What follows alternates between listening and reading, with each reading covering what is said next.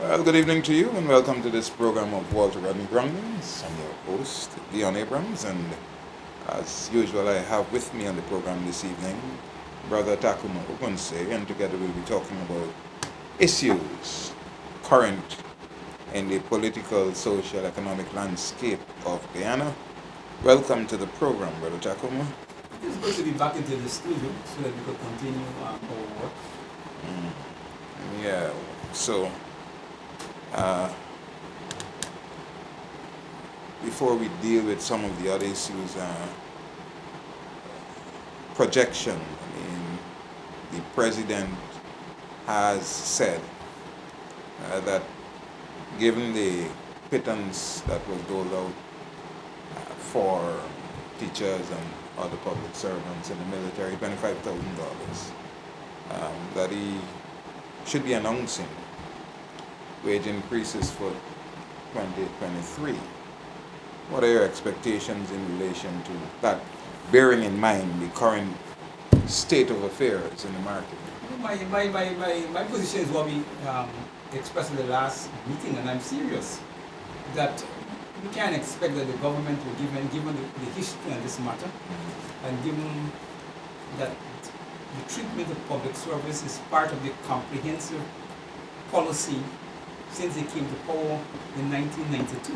These are being repeated constantly to keep the public sector workers in a state of poverty and deprivation as a way of to keep the African community weak and disorganized. Yeah.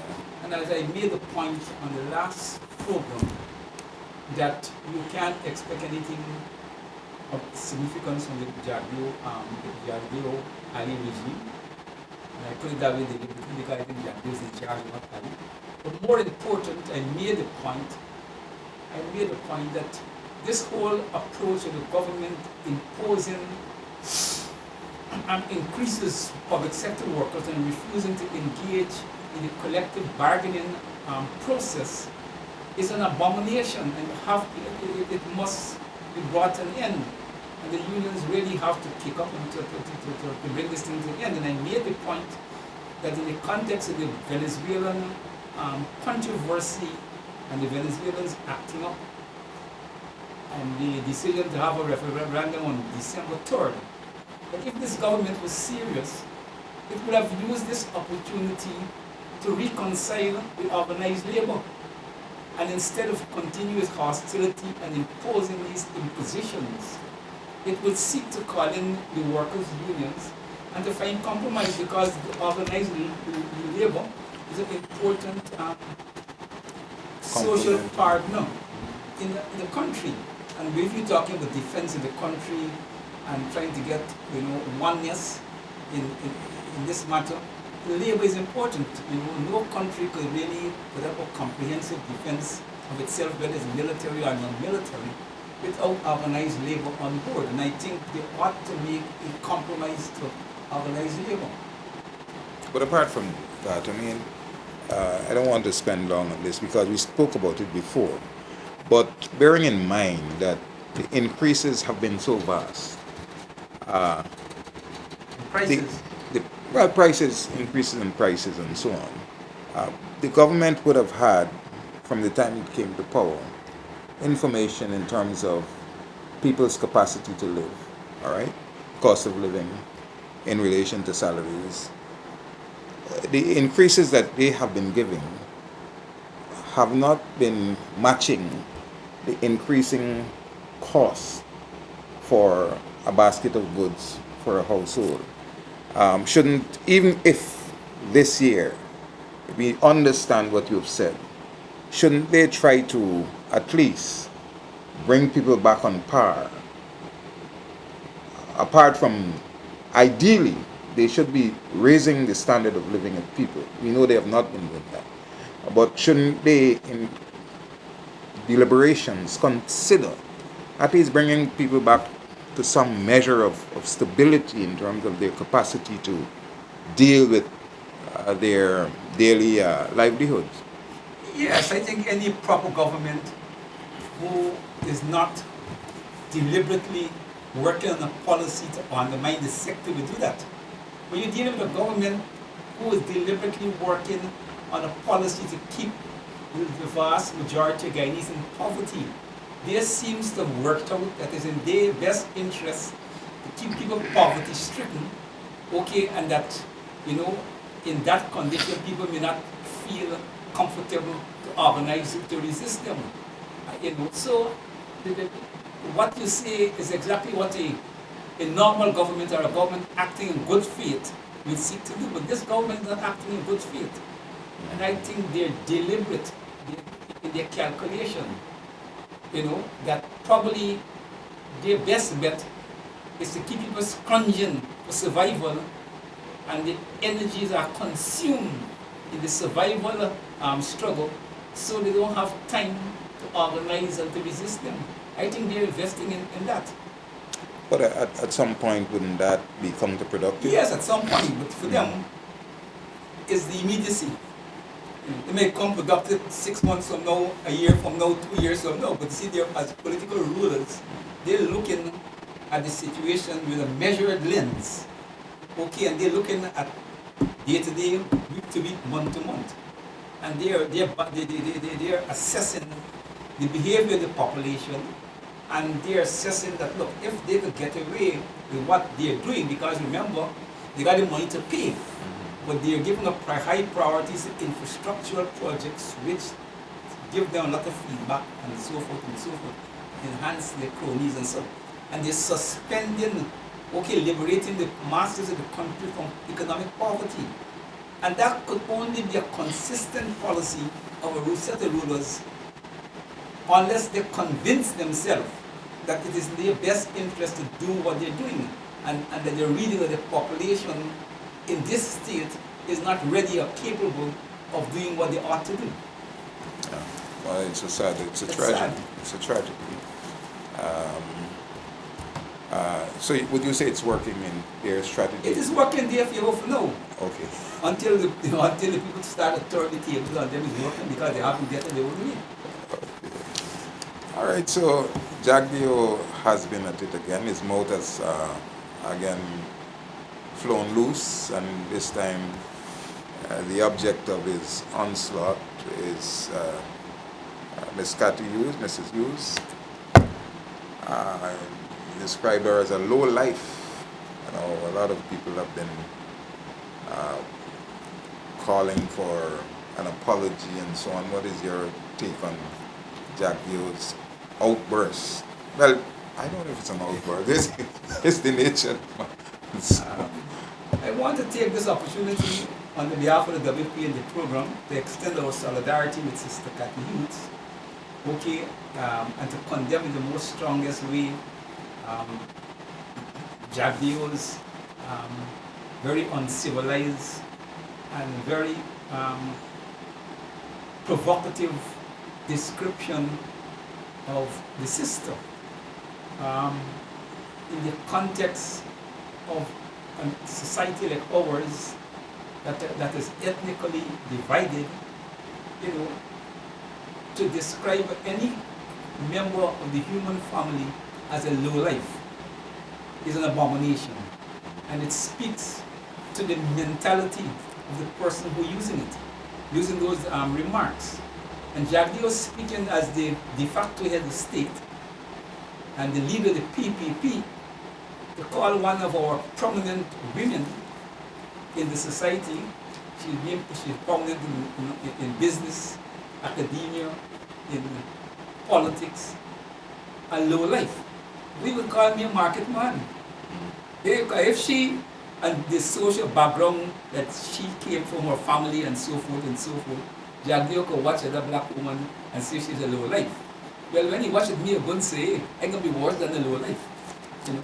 So those are some of the racist implications of that kind of behavior. And while there's something seems to be wrong in Jagdeo, I mean, I know psychiatrists and I don't want to say getting crazy, but there's something is happening with Jagdeo. But until we are being told by some certified medical practitioner that the man God will be on the side, we got to treat him as being responsible for his actions and that he knows exactly what is it he's doing.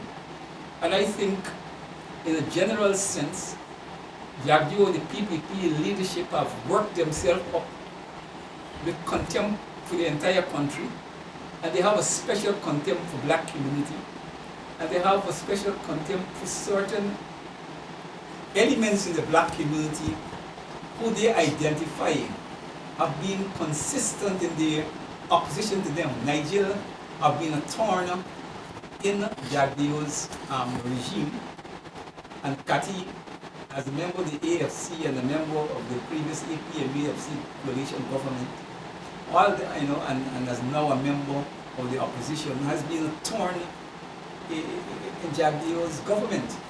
And I think he have developed a disrespect and a hate for the youth family, both Nigerian and his wife.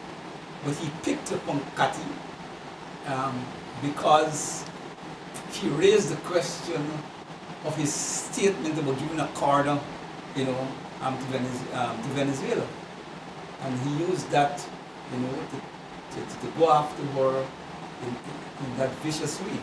And I think that all persons, regardless of their political affiliation, should condemn it. But this is not a country that you could expect that. This country is so divided, even in the context. And he have done that even in the context of the opposition in which the AFC is part, have seek to reconcile to some extent with the government on the border issue. And for Jagdeo, that doesn't mean nothing. He still believes he could attack the chairperson of the AFC in this vicious way, and doesn't believe it could undermine, the unity of the opposition, the government going forward. You see, you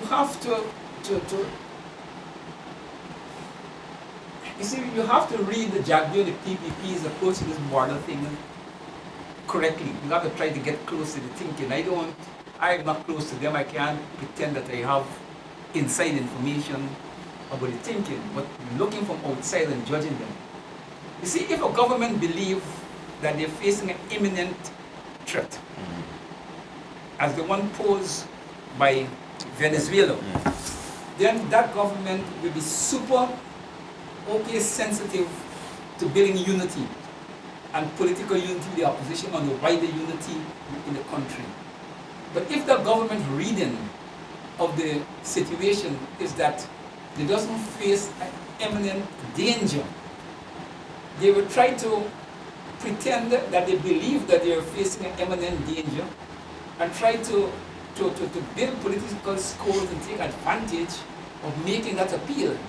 But in the raw calculation, if they believe that Maduro and them will not invade, at least in their lifetime, they will not be serious in trying to reconcile the country. And there's where you have to try to work out where the inner thinking of Jagdeo, Ali, and the inner circles of the PPP is, because their behavior is of such that it is not consistent with a country facing the kind of crisis that we are facing. Yeah, but I mean, the remark made by Kati is recorded. It's on Facebook with Jagdeo saying that about Vincent at the Coffee 250, the Barnum Foundation's symposium at St. Stanislaus College, said that there was indeed, from his knowledge gained from discussions with an ambassador while he was in Venezuela observing elections, is that there was an arrangement. The arrangement was actually in place, but the only reason that it wasn't signed was because the Venezuelan opposition, and this was under Chavez, the Venezuelan opposition got wind of the plan to have this signing of this arrangement between the PPP and the Bolivarian party, Chavez's party. And the opposition in Venezuela began to rile against it. And so there was no agreement. But even in making that point, Vincent was saying that that agreement would have been null and void, because the only way that we can change the borders or the boundaries of this country is through a referendum. So the attempt by the PPP to sign that agreement with Chavez would have been one that is contrary to the Constitution of Guyana. So I don't know, and this is not the first time that Jack Dio has railed against um, statements that he himself would have made and that people, would have raised. The last time it was about the 50% increase for workers. You remember that? And he carried on that, he never made that kind of thing. And then people brought it to the fore.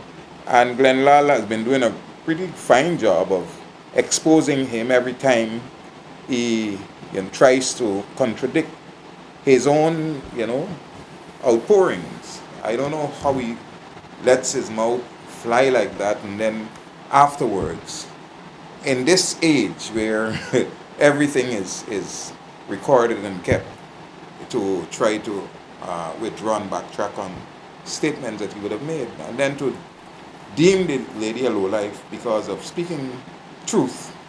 It's so absurd. But the other thing is that, people have been saying, like you did point out, that the women's organizations aligned to the PPP, the ministers and all of these who are supposed to be women's activists and all of these things, that they are totally silent. So where is the line in the sand drawn in relation to these matters? As I've been saying on this program, in Guyana, it's hard to find anything where the line is drawn in the sand. Unfortunately, we are a country like that. There's hardly anything I can think about any issue that I could say to the average young Guyanese, say, look, the country got a lot of problems, but here, on this matter here, everybody, and you could bet your last dollar in a hole. Now the closest we come to that is the border. But for me the test is if, and I hope it never happen. I hope it never happen. But the real test for Guyanese and that is if the Venezuelans cross the border.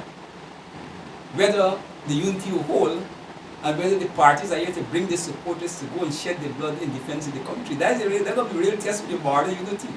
Not the rhetoric that's going on here now, but I hope it never ever reaches to that thing. So we would only know whether we have a red line there, but for the time being, the border is the only thing I could see. In political terms, I think we get close to a red line.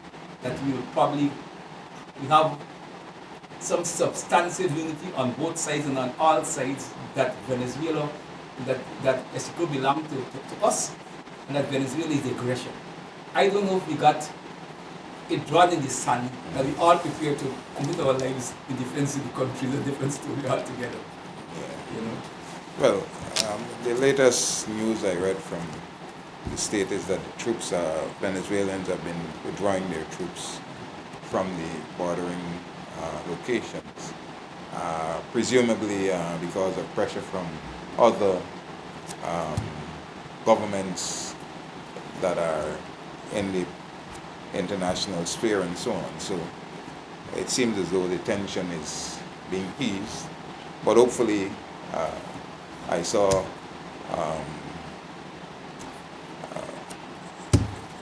what's his name, Dennis Trabal, on his page saying that how is it that you want us to unite for the border and on economic issues and livelihood and so on, we can't unite.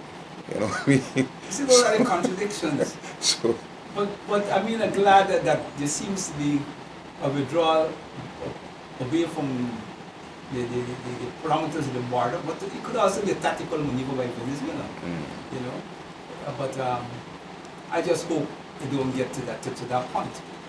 But anything that reduces the tension and the temperature, is welcome. all right. I noticed that Barnwell Street in Buxton is being done, but I know that Brother McCrae, Elton McCrae, has been raising hell about the streets in BV, that they have been converted from driveways to walkways. And basically the same thing as if you were to look at the demarcations for the street, Barnwell Street, vehicles could have driven there comfortably. At least one might have been a bit dicey for two vehicles to cross. But with the current configuration, in Annandale, I know there were dirt streets. Um, the street between the Annandale Market Road and the Buxton Sideline Dam. Then there is another one between the uh, the eastern sideline, western sideline, and the Market Road. Those streets, they actually did them in concrete, and they had to put the boards, line them to the side with, you know, the boards that would allow the concrete to be held within them. Those streets were pretty narrow, but they have been able to widen them so that they are really accessible to vehicular traffic. And when I look at Barnwell Street, I'm wondering why is it that, you know, a similar approach could not be used.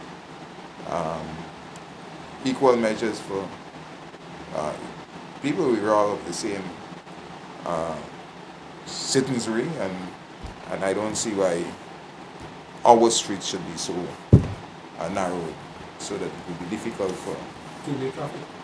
even two-way for one. Because actually it's not deliberate. Because in any modern society, man, you're building modern roads. Minimum, you have to make a road wide enough for two-way traffic. Unless you have some security reasons that you want to reduce these streets to one way. I know Buxton has a history. I'm speculating, but I find it, very troubling. Why would the governments in this modern times set out to build streets in a community like Buxton or any community that only facilitate almost a one-way traffic? Buxton should come out and ask questions. I'll be looking to see what's going to be happening because that narrow path that they're building there is really, it's a walkway. Not, and the same thing in BV, right? Because Elton has been, he actually pointed out that the main street, Main and I think Camp Streets, those are, medians where people walk, that they're wider than the streets in BV that were not. We have to highlight it, and we have to try to get people in the communities to come out and to speak out against these things.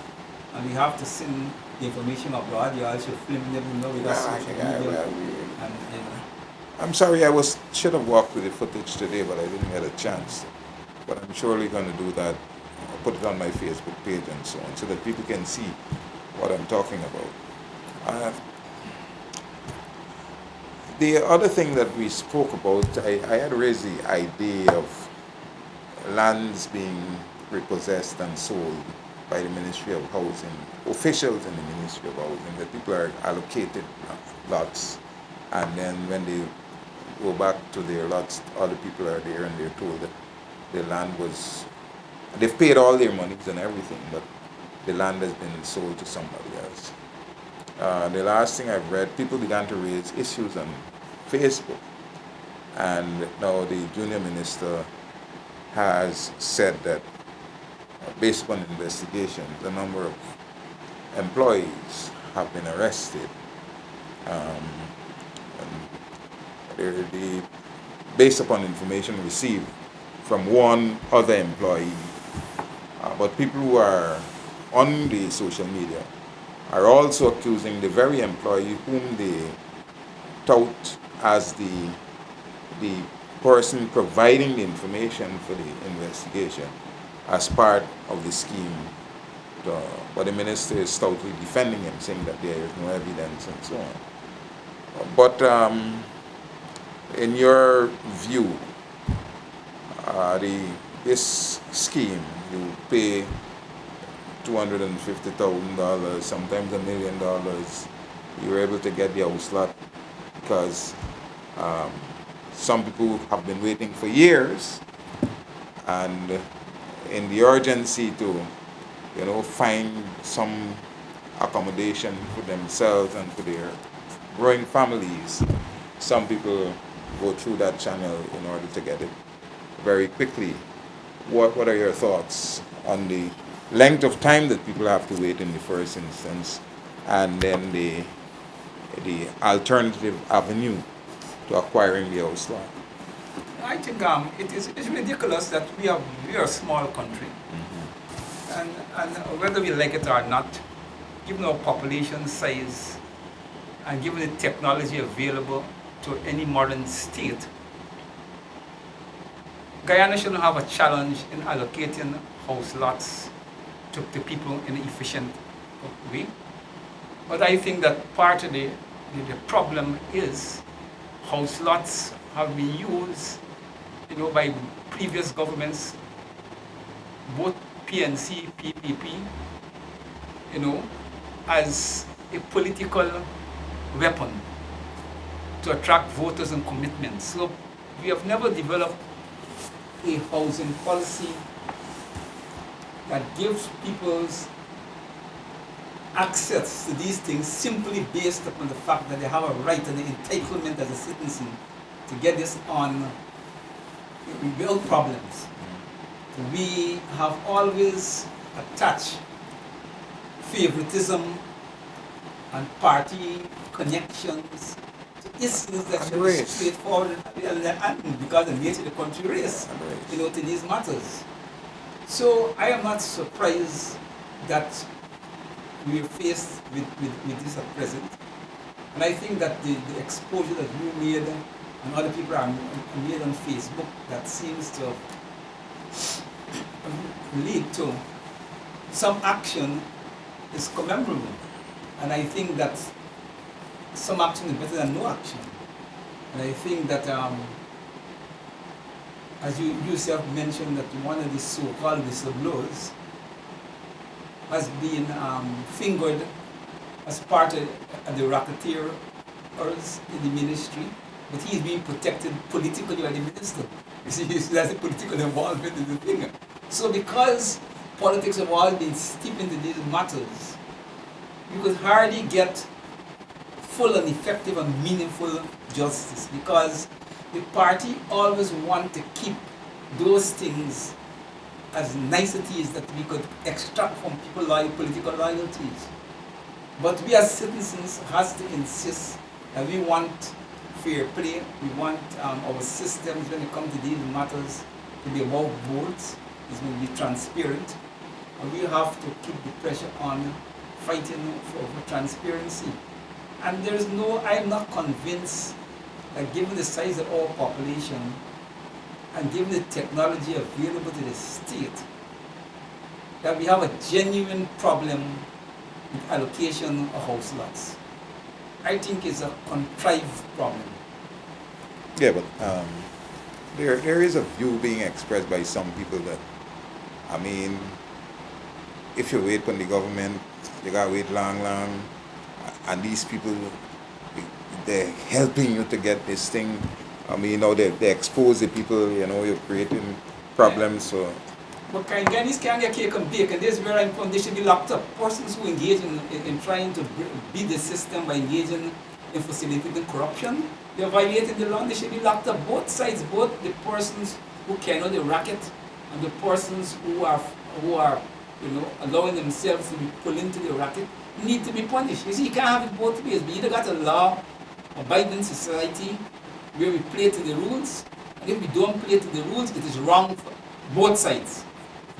You can't have it both ways.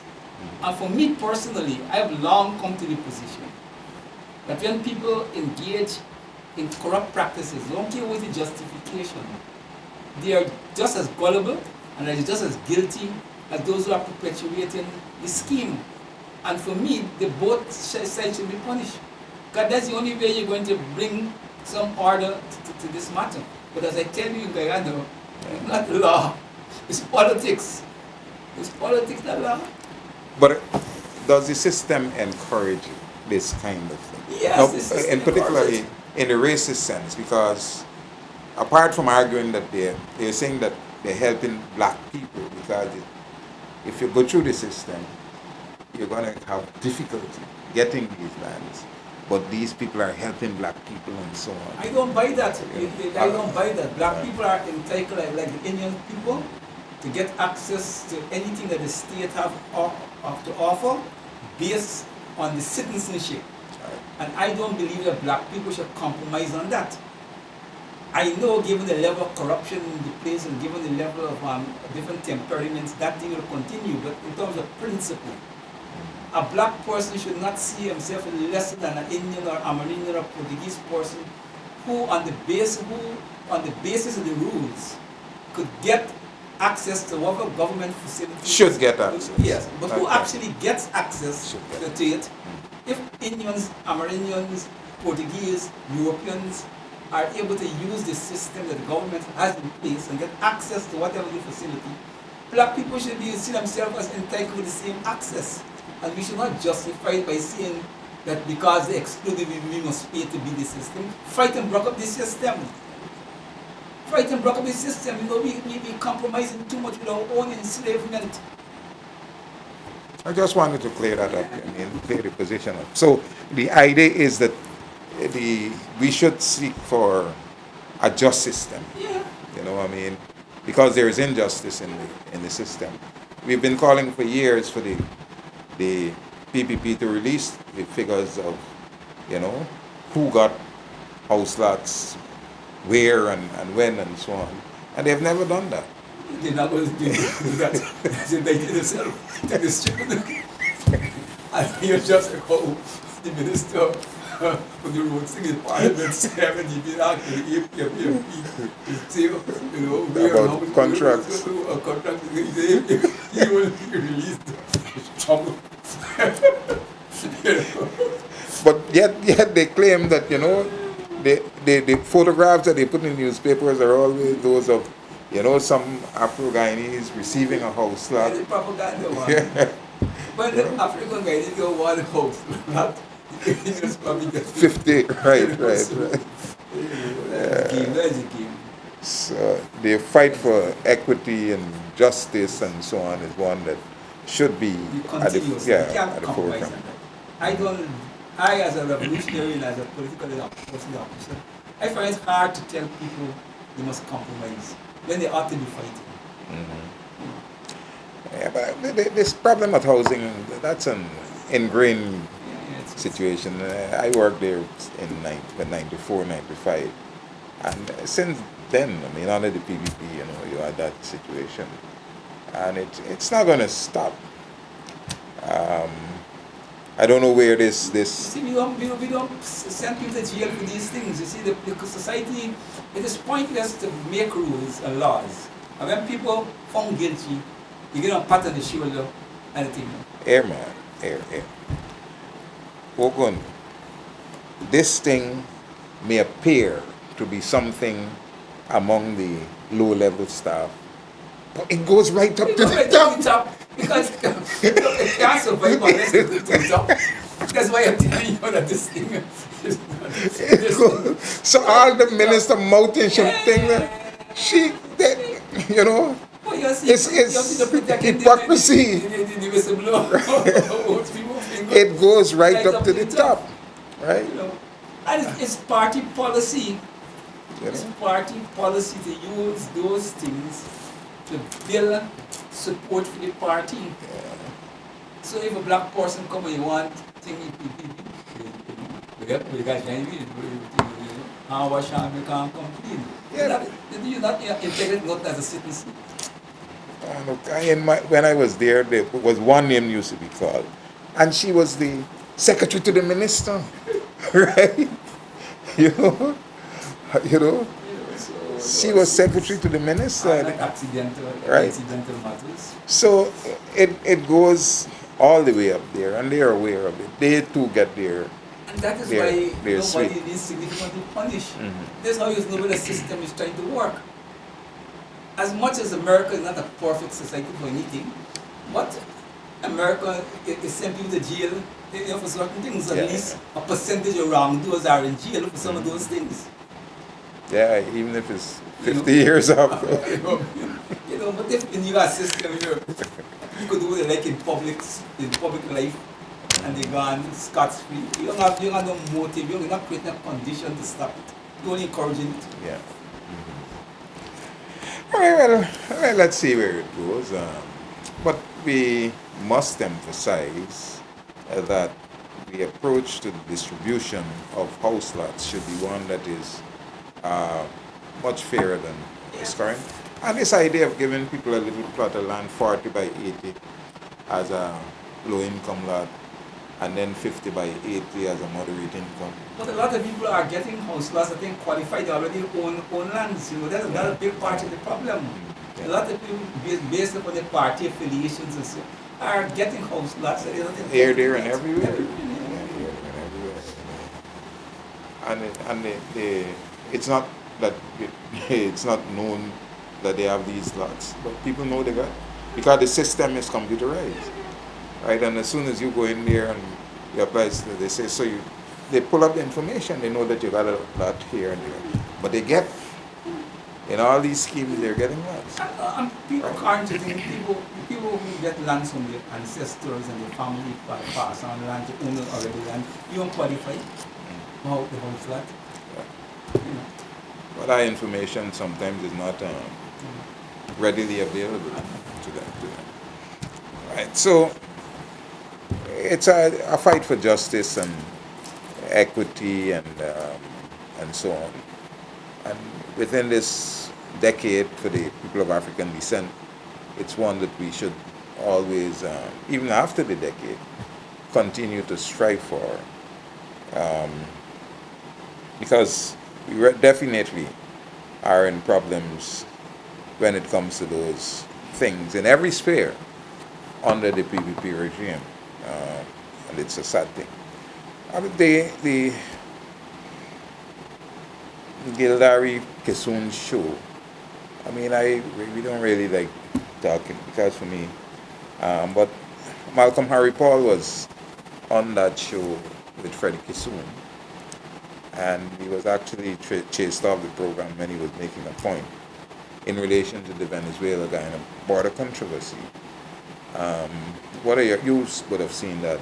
Yes, but what I'm concerned with is the attitude of Mr. Kissoon. You see, these are people who present themselves as great Democrats, you know, people who have a sense of fair play, and he couldn't tolerate a view that is different to his view. You invite a guest to your program, you don't invite a guest to share, necessarily share your view. You invite a guest to share his or her view. Yeah.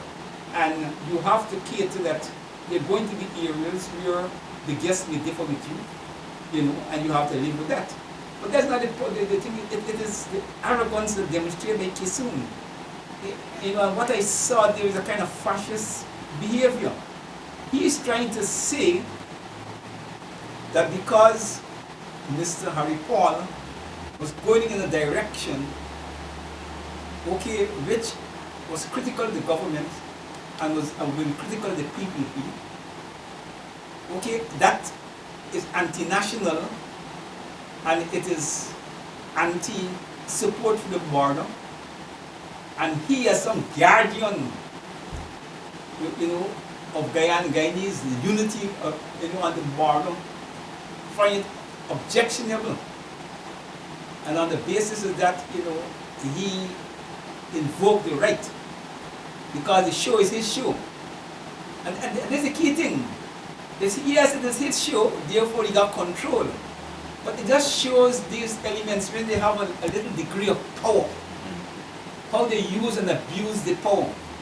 Now, if Kissoon had more power, he would have ordered the execution of Malcolm Harry Paul.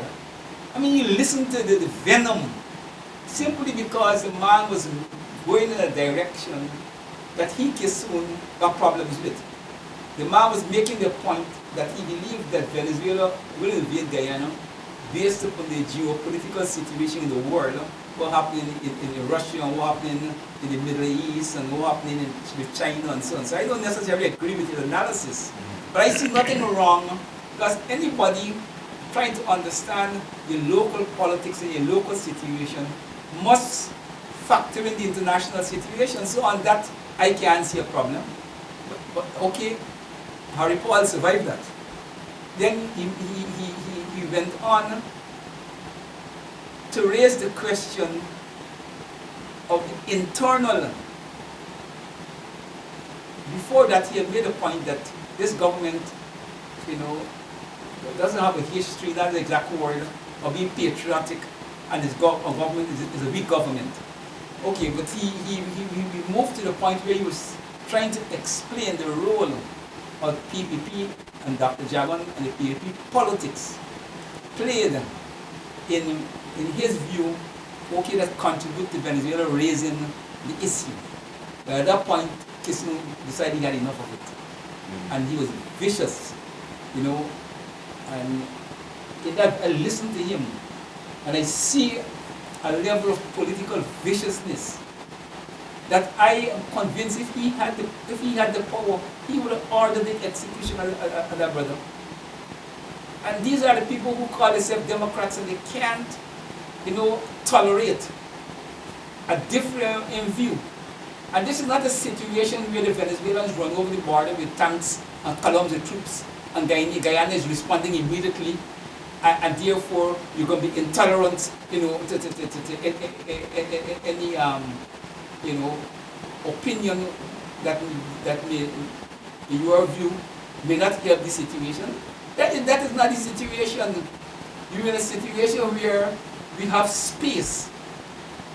If we're going to build genuine unity among the border, we have to be tolerant and we have to accept that you can't build genuine unity without a genuine discussion of problems. And wherever persons or a person or a set of people or group stands in the equation and they have problems, they must be able to explain and to speak to those problems, and then after speaking we try to build a comprehensive agreement that yes, there are differences, yes, these things contribute, but despite all of that, we have to stand in unity. We can't start by depressing or suppressing, you know, persons. He said he invited the man because the man is a military man and he expects the man to. And then when they take out the hand, the man said, how we going to defend Guyana? And we don't have and there's no proper militia. The National Service is active. Now, you know,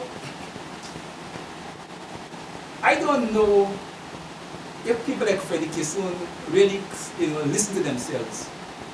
Whether Mr. Harry Paul made the statement that he made is neither here nor there, because in reality those things are limitations that face the country.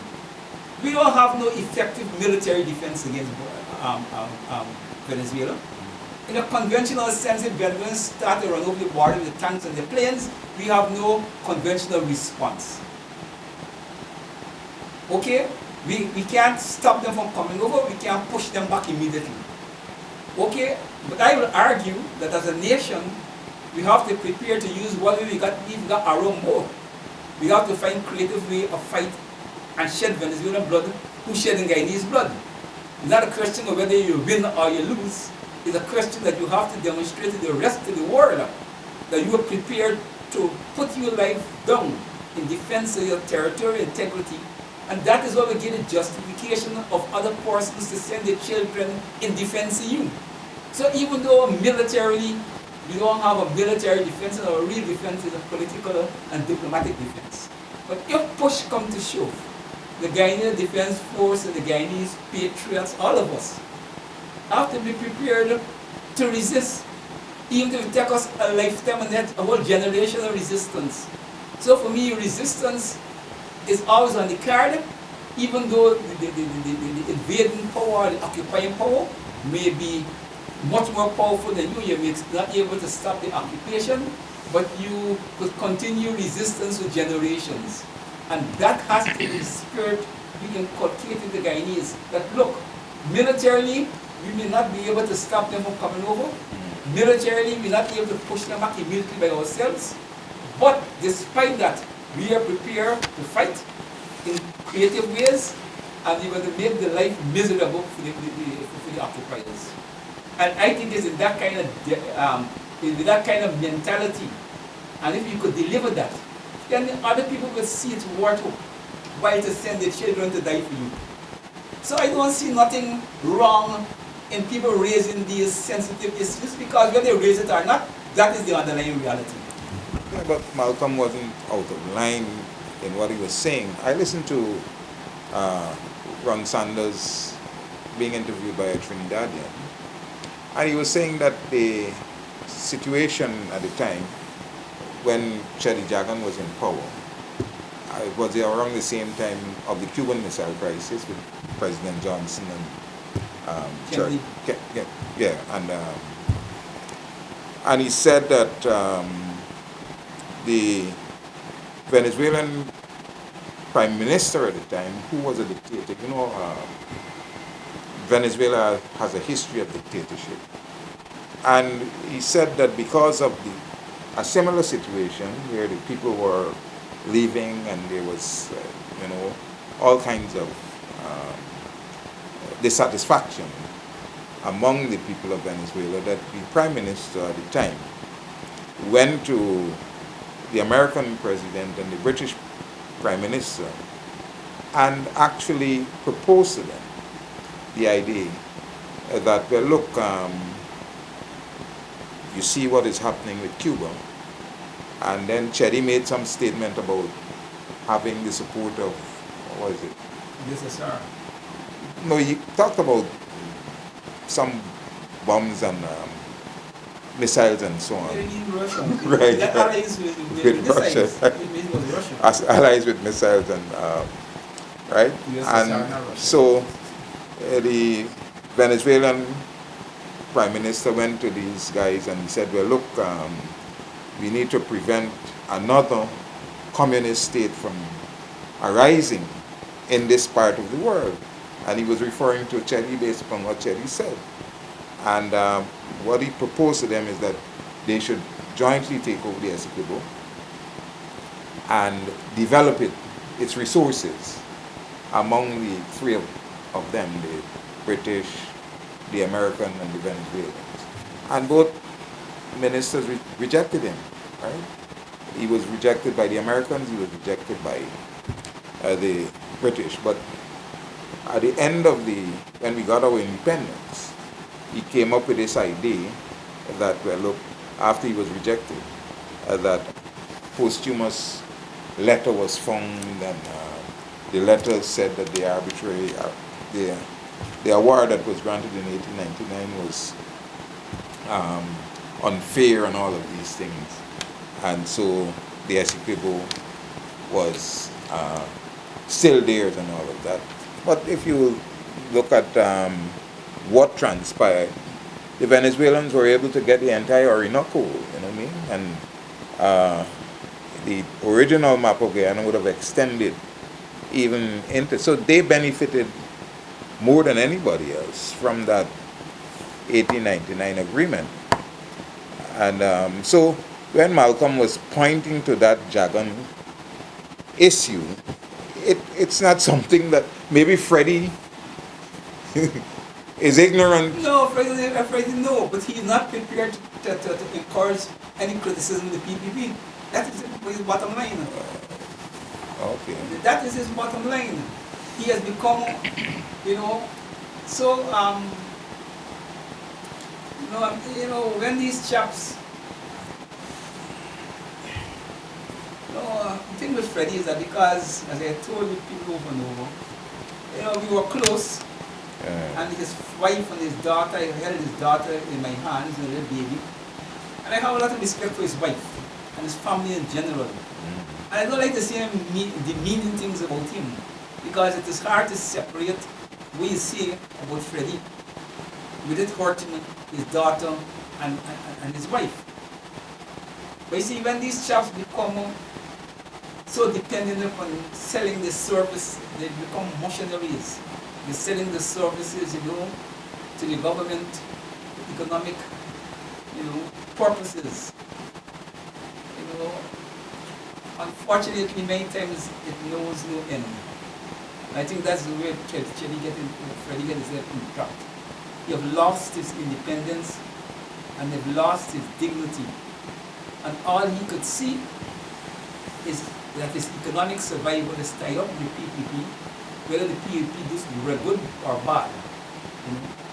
And I want to just quickly ask him whether he don't think the PPP, if he, Freddie, is so concerned about the unity against Venezuela, I want to challenge him to join me and call on the PPP government and Ali and Jagdio to end the hostility to organized labor and to reinstall collective bargaining as a way of enhancing the unity of the country behind the border dispute. I want you to go out there and call it now. He's a great defender. Look, sometimes he gets sick of these LHS. Well, I don't know if he's going to be willing to do that. He will never. When you're drinking soup, drinkers. They say, monkey only put jump on. Soup drinkers, you don't only put jump on. But it's a tragedy. I mean, having known the guy and all his mouthings in the times of the 80s and the early 90s and so on, to see him transform. That way, I mean, what does it take to make a man, become? Is it that they all say who paid the piper? Yeah. God is true, It's really sad. But Venezuela and Guyana, the issues, I'm hopeful that You don't get to that. the point is that we are taking the course that is open to us. The Venezuelans have been wanting to keep this matter. We're in a state of flux, it's here, not there, so that they can continue to always have it. But the decision of the World Court is going to be one that is final, and we don't have a military might or any such thing, so that is our recourse, all right? And once that decision is made, then, it should end the matter. The matter will not end. No, but We've got to be realistic. Venezuela will not end the matter. Venezuela invests so much in this. No Venezuelan government, opposition, the present government and opposition can't face the Venezuelan people and say, look, we accept the ICJ ruling and we end this matter. They're not going to do it. They may be silent on it and play them, but none of them going to go that far. When you cultivate a whole generations of young people, that is that in your map is part of Venezuela. You build up a whole culture and a whole infrastructure, all the institutions, your army, everything on that. You can't walk away from the easy. You can't fool yourself that a ruling of the ICJ will mean that Venezuela walk away. A ruling of the ICJ strengthens Guyana's position and is likely to open more areas of solidarity internationally for us. But we would be naive to believe that the Venezuelans are going to accept that. And they made it clear they're not accepting it. yeah, we understand that. I understand what you're saying. But they're party to the agreement. But they're not party because they said they don't recognize the ICJ. You can't sign to be a part of the UN and its institutions, and then you're saying for a matter. Where's your deal? Where's your deal in the Middle East? Why this war here is not as straightforward as we would like it? But we have no other recourse. No, we have no our defense. It's not the military defense, it's diplomatic defense to the extent that we have a defense. Yeah. And it worked for us for the last 20 years, and I think that is our best bet. But as I said, at the end of the day, any country that worth making a claim for the land have to prepare to shed their blood in defense of the land. That's me bottom line. I don't care both the sides of the enemy. All right, so uh, Brian Max,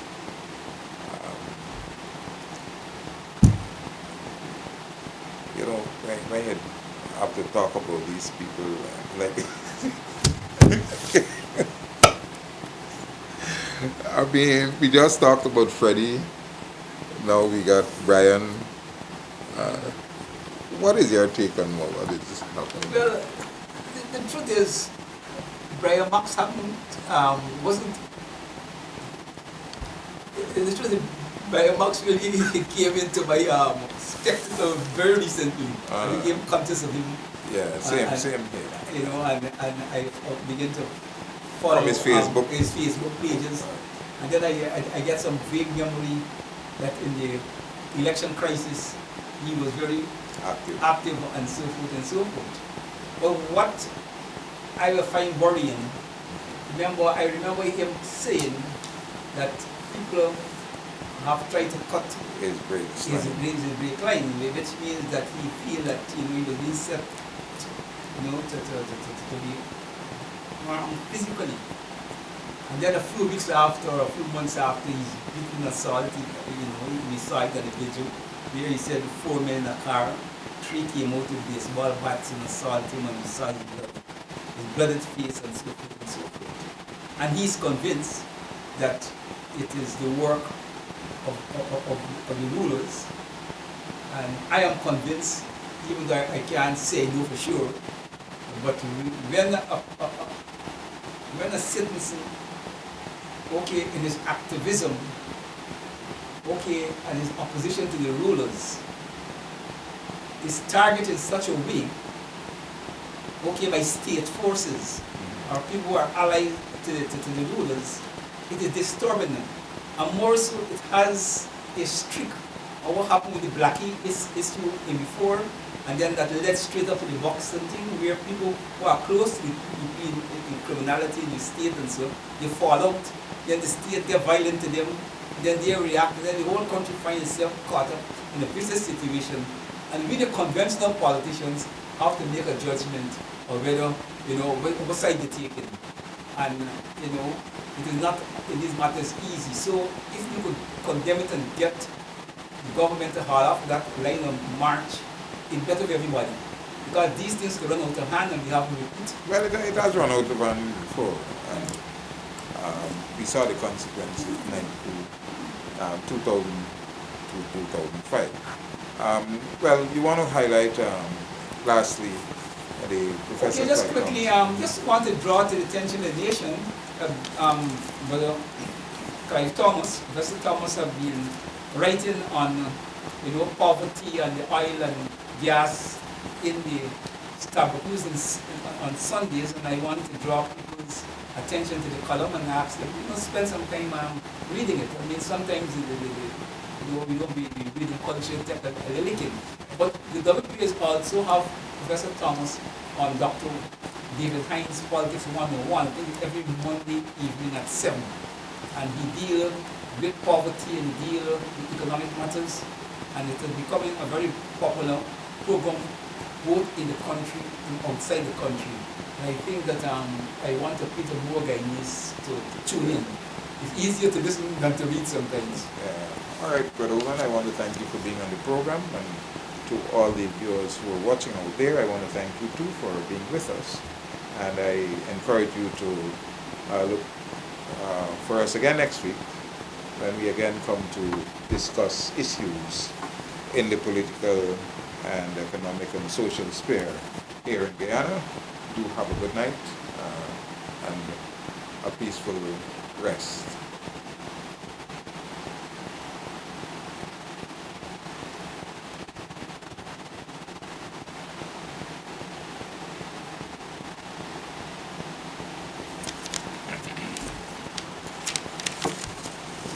Come peeping in, like you don't know we just gotta sit down outside and wait. Yeah. You always come putting in here. And when people things start over time, we sit down out there peacefully, wait till they're done. Because we know we gotta get back to you. You got to wait for the thing, Yeah. You taking long?